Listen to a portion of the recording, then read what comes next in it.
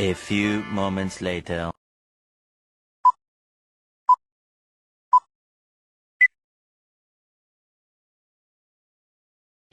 Jelaskan kenapa dokumen asli Sumpah Sakti Bukit Marapalam sudah ditemukan. Karena Sumpah Sakti Bukit Marapalam harus dihilangkan sesuai perintah dari Kerajaan Hindia Belanda dan diterbitkan STB nomor 16 tahun 1858 yang berbunyi, demi keamanan dan kemajuan masyarakat Hindia Belanda, aturan pemerintah Belanda harus ditegakkan dan semua buku undang adat Minangkabau harus dibinasakan.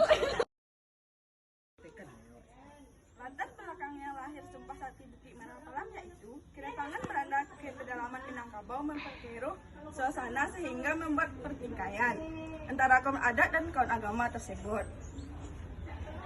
Melalui politik adu domba yang dilakukan Belanda, perang saudara itu berkobar dan memakan banyak korban di kedua belah pihak.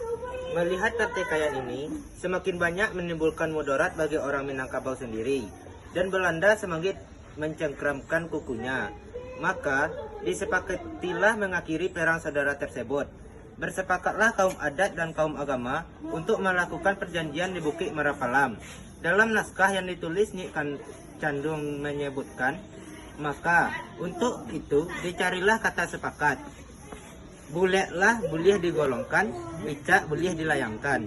Untuk berbaiat kembali, yaitu dikenal dengan Sumpah Sakti Bukit Marapalam.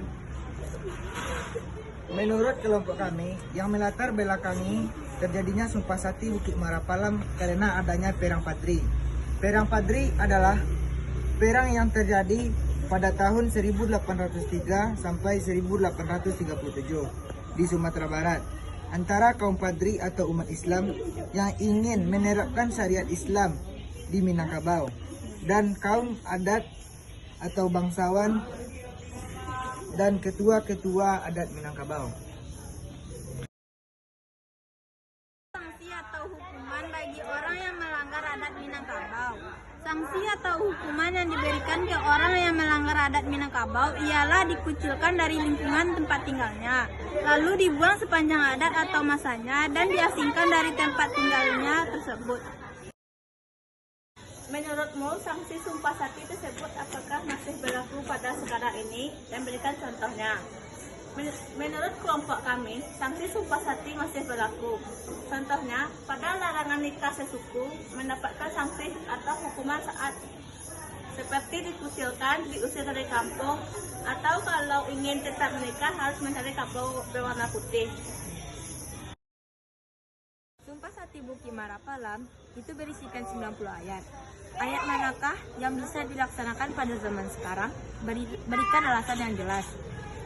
Ayat 15 yang menyebutkan ada kewajiban untuk menyampaikan isi baiat ini ke seluruh masyarakat Minangkabau, di mana isi sumpah itu adalah tagak kami indak baksa, dua indak barangnya, kok hidik ka dipakai, mati ka dipukang, kami paci arek, ganggam tagwa, nan tabulua takabe, arek dalam pitua, adai basandi syarak basandi kita buah, adek bapaneh syarak balinduang, syarak mengato, adai memakai.